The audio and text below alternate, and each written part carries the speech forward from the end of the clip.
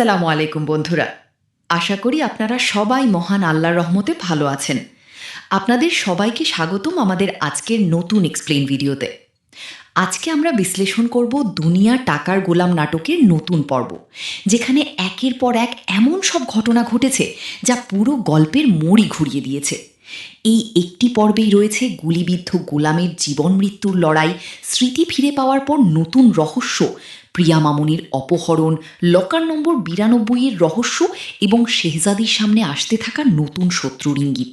তাই ভিডিওটি শেষ পর্যন্ত দেখবেন, কারণ শেষের দিকে এমন একটি ঘটনা ঘটবে যা পরবর্তী পর্বে সবচেয়ে বড় টুইস্ট তৈরি করবে। চলুন আর দেরি না করে শুরু করা যাক। গত পর্বে আমরা দেখেছিলাম গোলামকে লক্ষ্য করে সন্ত্রাসীরা গুলি চালায়। গুরুতর আহত অবস্থায় তাকে হাসপাতালে নেওয়া হয়। একদিকে অপারেশন চলছিল, অন্যদিকে ঋতু নিজের রক্ত দিয়ে গোলামের জীবন বাঁচানোর চেষ্টা করে। কিন্তু অপারেশনের পর জ্ঞান ফিরতেই গোলাম এমন একটি কথা বলে যা সবাইকে হতবাক করে দেয়। সে ঋতুকে চিনতেই পারে না। ঠিক সেই সময় আবার হাসপাতাল থেকেই হারিয়ে যায় ছোট্ট প্রিয়া মামুনি। আর নিজের মেয়ের খবর শুনে শেহজাদ মুহূর্তের মধ্যেই রণমূর্তি ধারণ করে। হাসপাতালে খবর আসতেই শেহজাদের চোখ মুখ মুহূর্তেই বদলে যায়। কিছুক্ষণ আগেও সে ছিল একজন আহত রোগী, কিন্তু নিজের মেয়ের অপহরণের খবর শুনে সে যেন আবার সেই আগের ভয়ঙ্কর শেহজাদ চৌধুরীতে পরিণত হয়। সে ফোন হাতে নিয়ে গর্জে ওঠে, হ্যালো, আমি শেহজাদ বলছি। আমার মেয়েকে হাসপাতাল থেকে তুলে নিয়ে গেছে। শহরের প্রতিটা রাস্তা, প্রতিটা গলি, প্রতিটা আস্তানা তন্ন তন্ন করে খুঁজে ফেলো। আমি খুব অল্প সময়ের মধ্যে আমার মেয়েকে ফিরে চাই। ফোন রেখে সে এক মুহূর্তও নষ্ট করে না। পাশে দাঁড়িয়ে থাকা সাফিজের দিকে তাকিয়ে শুধু বলে, লোকেশন পাঠা, আমি এখনই রওনা হচ্ছি। এই একটি সংলাপ থেকেই বোঝা যায় একজন বাবার কাছে পৃথিবীর সব কিছুর চেয়ে নিজের সন্তানের মূল্য অনেক বেশি। অন্যদিকে অপহরণকারীরা তখনও বুঝতেই পারেনি তারা কাকে শত্রু বানিয়েছে। প্রিয়া মামুনিকে একটি নির্জন ঘরে আটকে রাখা হয়। ছোট্ট মেয়েটি বারবার কাঁদতে কাঁদতে বলছিল, আমি আমার আম্মুর কাছে যাব, আমাকে আমার বাবার কাছে নিয়ে যাও। কিন্তু অপহরণকারীরা তাকে চুপ করানোর চেষ্টা করে। তাদের একজন বলে, বেশি দিন এই মেয়েকে এখানে রাখা যাবে না, খুব তাড়াতাড়ি বিক্রি করে দিতে হবে। এই কথাটি শুনেই বোঝা যায় তারা শুধু অপহরণই করেনি, তারা আরও ভয়ঙ্কর পরিকল্পনা করে রেখেছে। কিন্তু তারা জানত না যে মেয়েটিকে তারা বন্দি করে রেখেছে সে আর 5টা সাধারণ শিশুর মতো নয়, সে শেহজাদ চৌধুরীর মেয়ে। শুরু হয় শেহজাদের অভিযান। লোকেশন পাওয়ার সঙ্গে সঙ্গেই শেহজাদ তার লোকজন নিয়ে সেখানে পৌঁছে যায়। গাড়ি থামার আগেই সে নেমে পড়ে। তার চোখে তখন শুধু একটাই লক্ষ্য, প্রিয়াকে ফিরিয়ে আনতে হবে।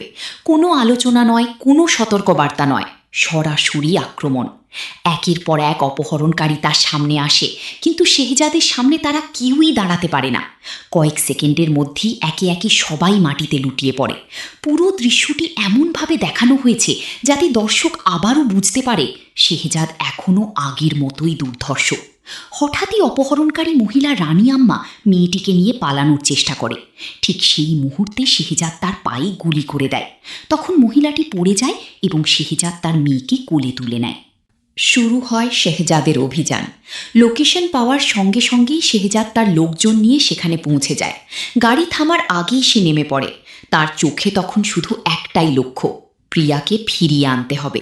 কোনো আলোচনা নয়, কোনো সতর্কবার্তা নয়, সরাসরি আক্রমণ। একের পর এক অপহরণকারী তার সামনে আসে, কিন্তু শেহজাদের সামনে তারা কেউই দাঁড়াতে পারে না। কয়েক সেকেন্ডের মধ্যেই একে একে সবাই মাটিতে লুটিয়ে পড়ে। পুরো দৃশ্যটি এমনভাবে দেখানো হয়েছে যাতে দর্শক আবারও বুঝতে পারে শেহজাদ এখনও আগের মতোই দুর্ধর্ষ। হঠাৎই অপহরণকারী মহিলা রানী আম্মা মেয়েটিকে নিয়ে পালানোর চেষ্টা করে। ঠিক সেই মুহূর্তে শেহজাদ তার পায়ে গুলি করে দেয়। তখন মহিলাটি পড়ে যায় এবং শেহজাদ তার মেয়েকে কোলে তুলে নেয়। তোকে একটা কথা জানা উচিত ছিল, যাকে অপহরণ করেছিস সে শেহজাদ চৌধুরীর মেয়ে। মহিলাটি ভয়ে কাঁপতে থাকে। শেহজাদ আরও বলে, আমি চাইলে এই মুহূর্তে গুলিটা তোর বুকেই করতে পারতাম, কিন্তু তুই একজন মহিলা বলেই তোকে ছেড়ে দিলাম। এই সংলাপ শুধু তার রাগ নয়, তার চরিত্রের আরেকটি দিকও তুলে ধরে। সে নিষ্ঠুর হতে পারে, কিন্তু অকারণে কাউকে হত্যা করে না। সব কিছু শেষ হওয়ার পর ছোট্ট প্রিয়া দৌড়ে এসে বাবাকে জড়িয়ে ধরে। অনেকক্ষণ ধরে শুধু কাঁদতেই থাকে। শেহজাদও শক্ত করে মেয়েকে বুকে জড়িয়ে ধরে। এই মুহূর্তে সে আর কোনো গ্যাং লিডার নয়, কোনো ব্যবসায়ী নয়, সে শুধুই একজন বাবা। সে মেয়ের মাথায় হাত বুলিয়ে বারবার বলতে থাকে, কিছু হয়নি মামুনি, বাবা এসে গেছে, এখন আর কেউ তোমার কোনো ক্ষতি করতে পারবে না। এই দৃশ্যটি পুরো পর্বের সবচেয়ে আবেগঘন মুহূর্তগুলোর একটি। বাড়িতে ফিরেই শেহজাদ প্রিয়াকে নিজের পাশে বসিয়ে দেয়। মেয়ের মাথায় হাত বুলিয়ে খুব আদর করে জিজ্ঞেস করে, মামুনি, তুমি যখন হারিয়ে গিয়েছিলে তখন কি খুব ভয় পেয়েছিলে? প্রিয়া নিষ্পাপ মুখে হাসতে হাসতে উত্তর দেয়, না বাবা, আমি একটুও ভয় পাইনি, আমার অনেক সাহস। ছোট্ট মেয়ের মুখে এমন উত্তর শুনে শেহজাদের চোখে মুখে আনন্দ ফুটে ওঠে। সে গর্বের সঙ্গে বলে, এই তো আমার মেয়ে, সাহসী বাবার সাহসী মেয়ে, জীবনে কখনো ভয় পাবে না, যত বড় বিপদই আসুক সাহস নিয়ে তার মোকাবিলা করবে। এখানেই নাটকটি খুব সুন্দরভাবে একজন বাবার ভালোবাসা এবং আত্মবিশ্বাস দেখিয়েছে। শেহজাদ শুধু মেয়েকে সান্ত্বনা দিচ্ছে না, বরং ছোটবেলা থেকেই তাকে শক্ত মানসিকতার মানুষ হিসেবে গড়ে তুলতে চাইছে। এরপর সে আরও বলে, জানো, তোমার বাবা এই শহরের সবচেয়ে সাহসী মানুষ। কিন্তু ঠিক তখনই এমন একটি ঘটনা ঘটে যা দেখে সবাই হতবাক হয়ে যায়। প্রিয়া অবাক হয়ে প্রশ্ন করে, আমার কোন বাবা? এই একটি বাক্য যেন পুরো ঘরের পরিবেশ বদলে দেয়। শেহজাদ কিছুক্ষণের জন্য চুপ হয়ে যায়, তার মুখে বিস্ময়ের ছাপ ফুটে ওঠে। ফাতেমাও বিষয়টি বুঝতে পেরে দ্রুত পরিস্থিতি সামাল দেওয়ার চেষ্টা করে। সে হাসি মুখে বলে, আসো মামনি, অনেকক্ষণ কিছু খাওনি, আমি তোমাকে খাইয়ে দিই। বলেই প্রিয়াকে নিয়ে ভেতরে চলে যায়। কিন্তু বন্ধুরা, এখানেই পরিচালক দর্শকদের মনে একটি বড় প্রশ্ন ছড়ে দিয়েছেন। প্রিয়া কেন এমন কথা বলল? সে কি অপহরণকারীদের কাছ থেকে এমন কিছু শুনেছে, নাকি এর পেছনে রয়েছে আরও বড় কোনো রহস্য? এই প্রশ্নের উত্তর এখনও অজানাই থেকে যায়। প্রিয়াকে ভেতরে নিয়ে যাওয়ার পরও শেহজাদ চুপচাপ বসে থাকে। তার মনে বারবার ঘুরতে থাকে, মামনি এমন কথা বলল কেন? কিন্তু সে কাউকে কিছু বলে না, কারণ সে জানে এই মুহূর্তে পরিবারের সবাই মানসিকভাবে ভেঙে পড়েছে। সে সিদ্ধান্ত নেয় আপাতত বিষয়টি নিয়ে আর আলোচনা করবে না। কিন্তু দর্শক বুঝতে পারে এই ঘটনাটি ভবিষ্যতে বড় একটি রহস্যের সূত্র হতে চলেছে। পরদিন সকালেই রিশাদ শেহজাদের অফিসে চলে যায়। হাসপাতালে থাকাকালীন থেকেই একটি বিষয় তার মাথায় ঘুরছিল, লকার নম্বর 92। এই নাম্বারটির সঙ্গে তার অতীতের কোনো গভীর সম্পর্ক রয়েছে বলে তার মনে হচ্ছে। অফিসে ঢুকেই সে তার পিএসকে ডেকে বলে, শোনো, শুধু দাঁড়িয়ে থেকো না, অফিসের প্রতিটা ড্রয়ার, প্রতিটা ফাইল, প্রতিটা আলমারি খুঁজে দেখো। কোনো বিদেশি প্রাইভেট ফাইল কিংবা 92 নম্বর লেখা কোনো ডকুমেন্ট পেলেই সঙ্গে সঙ্গে আমাকে জানাবে। মেয়েটি অবাক হয়ে যায়। সে বলে, স্যার, আমরা আসলে কি খুঁজছি? রিশাদ কিছুক্ষণ চুপ থেকে উত্তর দেয়, আমিও জানি না, কিন্তু আমার মনে হচ্ছে আমার অতীতের সবচেয়ে বড় রহস্য এই অফিসেই কোথাও লুকিয়ে আছে। অনেক দিন পর অফিসে কাজ করতে করতেই শেহজাদের মনে পড়ে যায় কয়েকদিন আগের সেই হামলার কথা। সে সাফিজকে ডেকে জিজ্ঞেস করে, সেদিন রাতে আমাদের উপর যারা হামলা করেছিল তারা কি সত্যি দাউদ খানের লোক ছিল? সাফিজ বলেন, আমার তো তাই মনে হয় স্যার। কিন্তু শেহজাদ এবার মাথা নাড়ে। সে বলে, না, আমার মনে হচ্ছে বিষয়টা এত সহজ নয়। সবাই মুখোশ পড়েছিল, কাউকে চিনতে পারিনি, কিন্তু একজনকে আমি এখনো মনে রেখেছি। সাফিজ অবাক হয়ে প্রশ্ন করেন, কাকে? শেহজাদ উত্তর দেয়, যে গাড়ি দিয়ে আমাকে চাপা দিতে এসেছিল সেই ড্রাইভারকে। আমি তার মুখ দেখেছি, তাকে আমার সামনে নিয়ে এসো। বন্ধুরা, এখান থেকেই গল্পটি নতুন দিকে মোড় নিতে শুরু করে, কারণ আমার অতীতের সবচেয়ে বড় রহস্য এই অফিসেই কোথাও লুকিয়ে আছে। অনেক দিন পর অফিসে কাজ করতে করতেই শেহজাদের মনে পড়ে যায় কয়েকদিন আগের সেই হামলার কথা। সে সাফিজকে ডেকে জিজ্ঞেস করে, সেদিন রাতে আমাদের উপর যারা হামলা করেছিল তারা কি সত্যি দাউদ খানের লোক ছিল? সাফিজ বলেন, আমার তো তাই মনে হয় স্যার। কিন্তু শেহজাদ এবার মাথা নাড়ে। সে বলে, না, আমার মনে হচ্ছে বিষয়টা এত সহজ নয়। সবাই মুখোশ পড়েছিল, কাউকে চিনতে পারিনি, কিন্তু একজনকে আমি এখনো মনে রেখেছি। শাফিজ অবাক হয়ে প্রশ্ন করেন, কাকে? শেহজাদ উত্তর দেয়, যে গাড়ি দিয়ে আমাকে চাপা দিতে এসেছিল, সেই ড্রাইভারকে। আমি তার মুখ দেখেছি, তাকে আমার সামনে নিয়ে এসো। বন্ধুরা, এখান থেকেই গল্পটি নতুন দিকে মোড় নিতে শুরু করে। কারণ এদিকে রিশাদ হাসপাতালের রিসেপশনে ফোন করে জানতে চায়, গতকাল গুলিবিদ্ধ অবস্থায় ভর্তি হওয়া শাহজাদ চৌধুরী কি বেঁচে আছেন? হাসপাতাল থেকে জানানো হয়, হ্যাঁ, অপারেশন সফল হয়েছে, তিনি এখন বিপদমুক্ত। এই খবর শুনেই রিশাদ নিজের মনে বলে, তাহলে এখন আমার পরের টার্গেট লকার নম্বর 92। এই সংলাপ থেকেই স্পষ্ট হয়ে যায়, আসল খেলাটা এখনও শুরুই হয়নি। শত্রুর লক্ষ্য শুধু শেহজাদকে হত্যা করা নয়, তার চেয়েও গুরুত্বপূর্ণ কিছু রয়েছে, আর সেটাই হলো রহস্যময় লকার নম্বর 92। একদিকে শেহজাদ নিজের অতীতের রহস্য খুঁজছে, অন্যদিকে অজানা শত্রুরাও একই জিনিসের খোঁজে নেমে পড়েছে। কিন্তু ড্রাইভারকে সামনে আনার পর এমন একটি স্বীকারোক্তি পাওয়া যাবে যা পুরো কাহিনীকে উল্টে দেবে। এদিকে শেহজাদও বুঝতে শুরু করেছে, তাকে হত্যার পেছনে শুধু দাউদ খান নয়, আরও কোনো অদৃশ্য শক্তি কাজ করছে। আর সেই সত্য জানতেই এবার সে সামনে নিয়ে আসে সেই ড্রাইভারকে, যে সেদিন রাতে তাকে চাপা দিয়ে হত্যা করার চেষ্টা করেছিল। কিছুক্ষণ পর শেহজাদ লোকটিকে নিয়ে শেহজাদের সামনে হাজির হন। লোকটিকে দেখে বোঝাই যাচ্ছিল সে প্রচণ্ড ভয়ে আছে, হাত পা কাঁপছে, মুখ শুকিয়ে গেছে। শেহজাদের সামনে দাঁড়ানোর সাহসও যেন তার নেই। শেহজাদের চোখে তখন রাগ নয়, বরং ভয়ঙ্কর এক শান্ত ভাব। সে শান্ত গলায় বলে, চিনতে পারছিস আমাকে? লোকটি মাথা নিচু করে বলে, জি স্যার। সেদিন রাতে গাড়ি দিয়ে আমাকে চাপা দিতে গিয়েছিলি তুই? লোকটি কাঁপতে কাঁপতে উত্তর দেয়, স্যার, আমি ভুল করেছি, আমাকে ক্ষমা করে দেন, আমি শুধু কাজটা করছিলাম। শেহজাদ এবার তার কলার চেপে ধরে বলে, ভুল আর অপরাধ এক জিনিস না, আমাকে মারার অর্ডার কি দিয়েছিল? প্রচণ্ড ভয়ে লোকটি প্রথমেই বলে, দাউদ খান, দাউদ খান আমাকে পাঠিয়েছিল। কিন্তু বন্ধুরা, এখানেই শেহজাদ বুঝে যায় লোকটি মিথ্যা বলছে, কারণ উত্তর দেওয়ার সময় তার চোখে ছিল দ্বিধা। সে সঙ্গে সঙ্গে লোকটিকে ধাক্কা দিয়ে দেয়ালের সঙ্গে ঠেসে ধরে বলে, মিথ্যা বলবি না, দাউদ খানের নাম বলে নিজের জীবন বাঁচাতে পারবি না, সত্যি বল। লোকটির কপাল দিয়ে ঘাম ঝরতে শুরু করে। সে বুঝে যায় আর মিথ্যা বলে লাভ নেই। কিছুক্ষণ নীরব থাকার পর লোকটি কাঁদতে কাঁদতে বলে, স্যার, দাউদ খান না, আমাকে অন্য একজন পাঠিয়েছিল। এই একটি বাক্য শুনে পুরো ঘরের পরিবেশ বদলে যায়। শাফিজ অবাক হয়ে শেহজাদের দিকে তাকিয়ে থাকেন, কারণ এতদিন সবাই ধরে নিয়েছিল এই হামলার পিছনে শুধু দাউদ খানই আছে। কিন্তু এখন বোঝা যাচ্ছে পর্দার আড়ালে আরও একজন খেলোয়াড় আছে, আর সেই মানুষটি আসল মাস্টারমাইন্ড। শেহজাদ ঘুমিয়ে পড়ার পর ফাতেমা একা বসে অনেকক্ষণ ভাবতে থাকে। সে নিজের মনেই বলতে থাকে, আমি কি ঠিক করছি?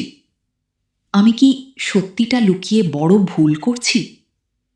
যদি একদিন সব কিছু ও অন্য কারো কাছ থেকে জানতে পারে, তাহলে কি আমাকে কোনোদিন ক্ষমা করবে? এই দৃশ্যটি দেখিয়ে পরিচালক বুঝিয়ে দেন, ফাতেমা কোনো খারাপ উদ্দেশ্যে সত্য লুকাচ্ছে না, বরং সে এমন এক পরিস্থিতির শিকার যেখানে যেদিকেই যায় ক্ষতি অবশ্যম্ভাবী।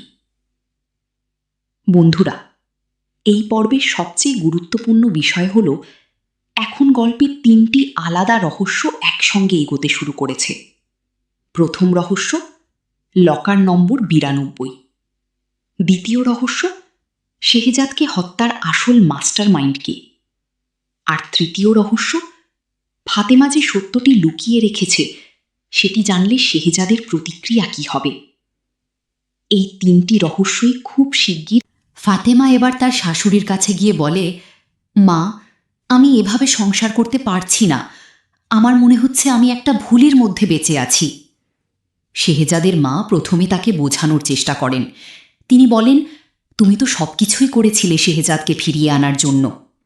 কিন্তু ফাতেমা এবার দৃঢ় কণ্ঠে বলে, উদ্দেশ্য যাই হোক, আমি তো অন্য একজনকে বিয়ে করেছি, এখন আবার শেহজাদের সঙ্গে সংসার করলে আমার নিজের কাছেই অপরাধী মনে হবে। এরপর সে এমন একটি কথা বলে যা শুনে শেহজাদের মাও হতবাক হয়ে যান। ফাতেমা বলে, আমাদের আবার নতুন করে বিয়ে করতে হবে। এই একটি বাক্য যেন পুরো গল্পের ভবিষ্যৎ বদলে দেওয়ার ইঙ্গিত দেয়, কারণ শেহজাদ যদি সত্যিটা জেনে যায় তাহলে তার প্রতিক্রিয়া কি হবে সেটা কেউই জানে না। আর শেহজাদের মা ভয়ে স্পষ্ট জানিয়ে দেন তিনি এই সত্য ছেলেকে বলতে পারবেন না, কারণ এতে হয়তো ছেলে তাকে কোনোদিন ক্ষমা করবে না। এভাবেই একদিকে লকারের রহস্য, অন্যদিকে অজানা শত্রুর পরিচয় আর পরিবারের ভিতরে লুকিয়ে থাকা সম্পর্কের সংকট, সব মিলিয়ে গল্প আরও জটিল ও রহস্যময় হয়ে ওঠে। ফাতেমা শাশুড়ির সামনে নিজের মনের সমস্ত কষ্ট খুলে বলার পর ঘরের পরিবেশ পুরোপুরি ভারী হয়ে যায়। সে স্পষ্ট জানিয়ে দেয় এইভাবে আর সংসার করা তার পক্ষে সম্ভব নয়, কারণ শরীয়তের নিয়ম অনুযায়ী সে একবার রিশাদকে বিয়ে করেছে। যদিও সেই বিয়ের পেছনে ছিল একটি বিশেষ উদ্দেশ্য, তবুও বিয়ে তো বিয়েই। তাই শেহজাদের স্ত্রী হিসেবে আবার আগের মতো সংসার শুরু করলে নিজের বিবেক তাকে কোনোদিন ক্ষমা করবে না। শেহজাদের মা বারবার বোঝানোর চেষ্টা করেন। তিনি বলেন সেই সময় পরিস্থিতি ছিল ভয়াবহ। সবাই ভেবেছিল শেহজাদ আর কোনো দিন ফিরে আসবে না, তাই ছেলের অনুমতি নিয়েই তারা সেই সিদ্ধান্ত নিয়েছিলেন। কিন্তু সমস্যাটা হলো সেই অনুমতি নেওয়া হয়েছিল তখন যখন শেহজাদের কোনো স্মৃতিই ছিল না। এখন তার পুরনো স্মৃতি ফিরে এসে ফাতেমা শাশুড়ির সামনে নিজের মনের সমস্ত কষ্ট খুলে বলার পর ঘরের পরিবেশ পুরোপুরি ভারী হয়ে যায়। সে স্পষ্ট জানিয়ে দেয় এইভাবে আর সংসার করা তার পক্ষে সম্ভব নয়, কারণ শরীয়তের নিয়ম অনুযায়ী সে একবার রিশাদকে বিয়ে করেছে।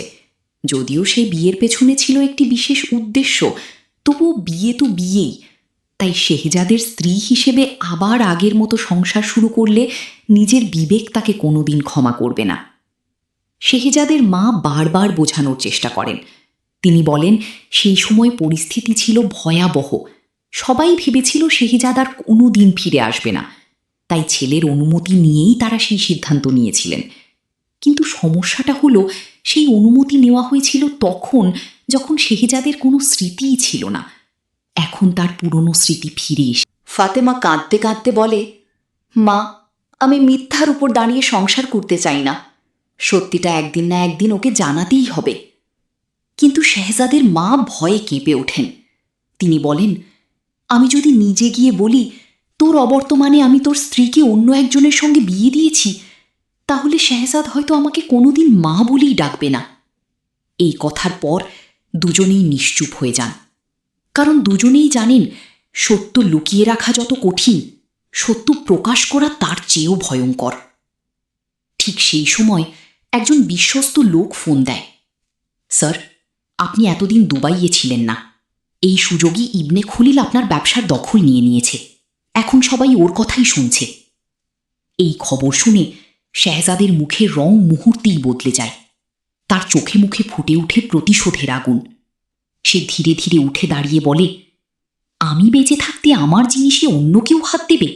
সেটা কোনোদিনও হতে পারে না। তারপর কোনো রকম আবেগ না দেখিয়ে ঠান্ডা গলায় আদেশ দেয়, ইবনে খলিলকে খুঁজে বের করো। ওকে মেরে বস্তায় ভরে ঝুলিয়ে রাখো। এরপর বাকিটা আমি নিজে সামলাবো। এই একটি সংলাপ থেকেই বোঝা যায় সামনে আরও বড় গ্যাং ওয়ার অপেক্ষা করছে। এখানেই পর্দা নামে। তো বন্ধুরা, আজকের পর্বের ব্যাখ্যা এখানেই শেষ করছি। আশা করি পুরো ঘটনাগুলো আপনাদের কাছে পরিষ্কারভাবে তুলে ধরতে পেরেছি। সামনে গল্পে আরও বড় বড় রহস্যের পর্দা উন্মোচিত হবে।